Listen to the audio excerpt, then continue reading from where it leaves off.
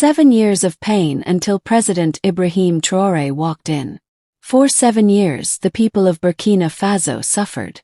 They lived in fear. They cried for help. But no one came. Villages were burned. Children stopped going to school. Families were forced to run. Thousands died. And the worst part, the people felt forgotten. Forgotten by their leaders. Forgotten by their neighbors. Forgotten by the world. But in the middle of all that pain, one man rose. A young soldier. Quiet man. Not a politician. Not a rich man. Just a soldier who was tired of seeing his country fall apart. His name was Ibrahim Traoré. And this is the story of how one man walked into power when everyone else walked away. The trouble began in 2015. That year, Burkina Faso had just kicked out its president, Blaise Compaoré. He had ruled for 27 years. Many people were happy to see him go. They believed better days were coming. But what followed was far worse. As the government changed hands, dangerous groups started moving in. Terrorist groups, some linked to Al-Qaeda, others to ISIS, entered from the north. They came in small numbers at first. Then they grew stronger. Soon they weren't just hiding in the forests. They were attacking villages, killing people in markets, burning schools, taking over towns. From 2016 to 2022, Burkina Faso turned into a war zone. People in the north and east were hit the hardest. Families walked for days trying to escape. Children were orphaned. Homes were destroyed. Thousands of people became refugees in their own country. Each year it got worse. The army tried to fight back, but they didn't have enough weapons, fuel, or support. Soldiers were dying every week. Sometimes entire army units were wiped out in a single ambush.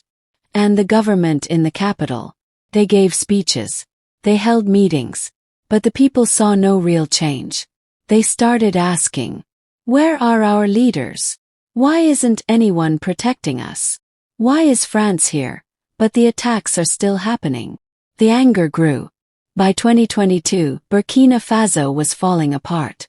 Almost half the country was under terrorist control. And then came one of the worst events. The Seitenga massacre. In June 2022, armed men entered the town of Seitenga and killed over 80 people. Mostly civilians. Women. Children. Elderly. It was one of the deadliest attacks in the country's history. That was the final straw. People marched in the streets. They burned French flags. They demanded a new government. They wanted anyone to step up and defend them. And in the middle of all this chaos, a name started to appear. Captain Ibrahim Traoré. He wasn't a big-name general. He wasn't famous. He wasn't rich. He was just 34 years old, a young military officer, born and raised in Burkina Faso. But he was different. He had been on the front lines. He had seen the attacks with his own eyes. He didn't stay in the capital while others died. He fought beside the soldiers. He lived their pain. Traoré knew something had to change.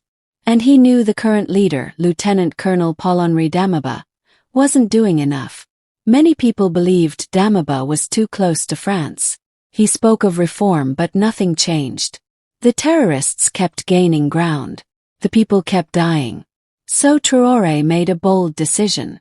He took control. In September 2022, he led a peaceful but powerful military move to remove Damiba. And to the surprise of many, the people supported him. There was no fighting in the streets. No chaos in the capital. Because for the first time in years, the people saw a leader who looked like them. A leader who had felt their pain. At just 34 years old, Ibrahim Traoré became the youngest president in the world. And from the very first day, he started making changes. First, he ended the relationship with the French military. He told the French army to leave. He shut down their military bases. He kicked out the French ambassador. He even blocked French news channels like RFI and France 24, saying they were spreading lies and supporting terrorism. To the West, this was shocking. To the people of Burkina Faso, it was powerful. Traoré wasn't afraid. He said, "We will not be anyone's colony. We will stand on our own. Then he started looking for new partners. He turned to Mali and Guinea, two countries also led by military leaders. Together, they began working on a new idea, an alliance of African nations that could defend themselves, without help from the West. Traoré also opened the door to Russia. He welcomed Russian support, especially military help. This made Western countries nervous. But Traoré said clearly, "We will work with anyone who respects our sovereignty and helps us fight terrorism." While international media criticized him, the people cheered, because for the first time in years they saw real action.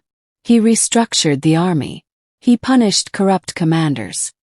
He gave weapons to local defense groups, civilian volunteers who were trained to protect their own villages. He said, "This is not just the army's fight. It's our people's fight. And we will fight together." Slowly, the country began to push back. Some towns that were taken over by terrorists were taken back. People started to return to their homes. Schools began to reopen. And most importantly, people began to feel hope again. It wasn't perfect. The war was still raging. Lives were still being lost. But the fear started to fade. And the spirit of resistance was rising. Burkinabe citizens, once filled with despair, were now standing tall. All of this happened because one man dared to walk into a fire. He didn't come with promises. He didn't come with big speeches. He came with action. So who is Ibrahim Traoré? He is not a king, not a saint, not a superhero.